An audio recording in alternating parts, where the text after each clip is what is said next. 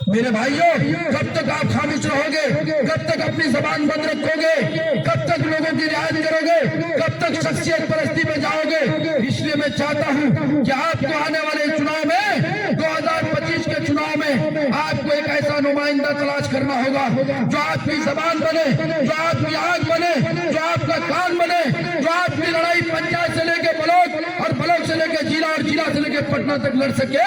ऐसे शख्स को इंतखाब करने की जरूरत है। यहाँ पर पुलिस पर कोई कंप्लेंट जाता है तो पुलिस बगैर पैसे के कंप्लेंट नहीं लिखती है, किसी के खिलाफ कोई एक्शन नहीं लेती है। और कोई सीओ के पास अगर कोई जाता है, सीओ उसका सुनने को तैयार नहीं है। हमारे बहुत सारे नौजवान जो फैमिली के साथ रहते हैं, उसको अभी तक राशन कार्ड नहीं मिला है। मैं आपकी लड़ाई न सिर्फ पंचायत में लड़ता हूँ, आपकी लड़ाई ब्लॉक में भी लड़ता हूँ। कोई ना पीडीओ का खौफ, न कोई सीओ का खौफ, न जिला के पदाधिकारी का कोई खौफ रहता है। हम बेबाक अंदाज में आपकी नुमाइंदगी करते हैं। मेरे अजीज साथियों, आज हम लोगों ने जो मजलिस-ए-इत्तेहादुल मुस्लिमीन का जो हम लोगों ने दामन पकड़ा है, इससे पहले बहुत सारी पार्टियां थी। सबसे पहले कांग्रेस की सरकार थी और कांग्रेस ने हमें क्या दिया इस मुल्क में और हमने कांग्रेस को क्या दिया, ये कांग्रेस भी मुहासबा करे। उसके अलावा बिहार में कई सालों तक, तकरीबन 15-17 साल तक बिहार में आरजेडी, राष्ट्रीय जनता दल की सरकार रही। उन्होंने हमें क्या दिया? और नीतीश कुमार की कई सालों तक ये सरकार चली आ रही है, उन्होंने हमारे लिए क्या किया? हम सबको मुहासबा करने की जरूरत है। आज इस बात की जरूरत है कि हम लोग बैरिस्टर असदुद्दीन ओवैसी को फॉलो करते हैं, अकबरुद्दीन ओवैसी को फॉलो करते हैं। हमारे इस इलाके के मशहूर मारूफ एमएलए और हमारे बिहार के प्रदेश अध्यक्ष जनाब अख्तर ईमान साहब, जो आप लोगों को मालूम है, न सिर्फ अपने असम्बली हल्के में जब असम्बली में पहुंचते हैं तो चाहे मुख्यमंत्री हो या गृह मंत्री हो या इस प्रदेश का कोई मंत्री हो, उस पर आग डालकर बात करने की अगर सलाहियत है, वो जनाब अख्तर ईमान में है।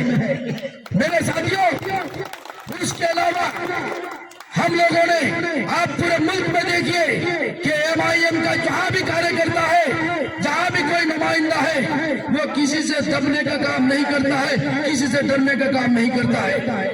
आज पूरे मुल्क में, बल्कि पूरी दुनिया में जब भी जुल्म की चिंगारी बजती है तो उस जुल्म के खिलाफ अगर कोई आवाज उठती है और उस आवाज का मुकाबला करने वाली कोई शख्सियत है तो जनाब बैरिस्टर असदुद्दीन ओवैसी, चाहे इस मुल्क के दलितों की आवाज हो, पिछड़ों की आवाज हो, अकलियतों की आवाज हो, मुसलमानों की आवाज हो, कोई भी जुल्म हो, चाहे वो जुल्म उत्तर प्रदेश में हो, मध्य प्रदेश में हो, महाराष्ट्र में हो, दिल्ली में हो, जहां भी कोई जुल्म होता है या बिहार में हो, सबसे पहले कोई आवाज अगर उठती है और वो आवाज बैरिस्टर असदुद्दीन ओवैसी की आवाज है।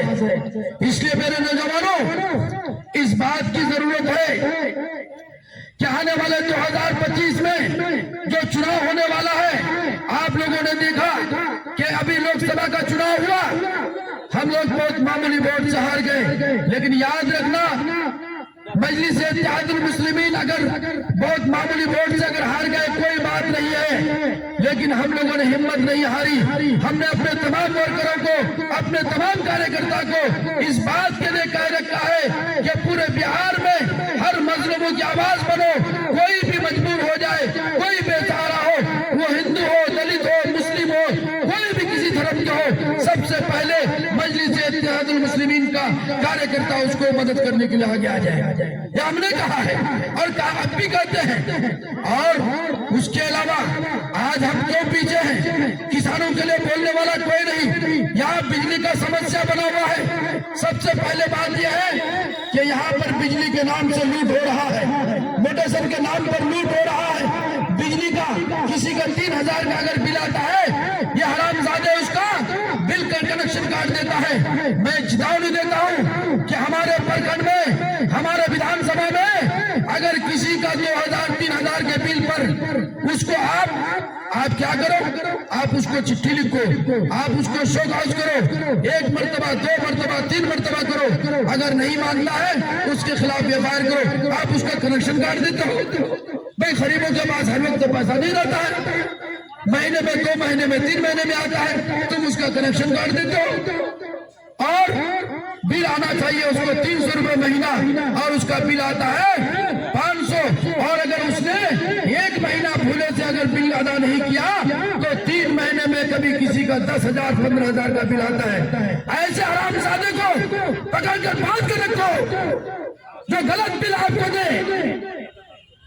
और हम लोगों ने कहा था इससे पहले भी कि स्मार्ट मीटर की बात आई, सबसे पहले स्मार्ट मीटर के खिलाफ अगर आवाज बुलंद किया है तो मजलिस इत्तेहादुल मुस्लिमीन का छोटा कार्यकर्ता मुफ्ती अतर जावेद ने किया, और हमारी पूरी टीम ने किया है। और हमने कहा कि हम किसी भी सूरत पर स्मार्ट मीटर लगने नहीं देंगे, हम अपने गरीब किसानों को लूटने नहीं देंगे, मजदूरों को लूटने नहीं देंगे। हमने कहा और इस पर हम बरकरार हैं, हम छोड़ने वाले नहीं हैं।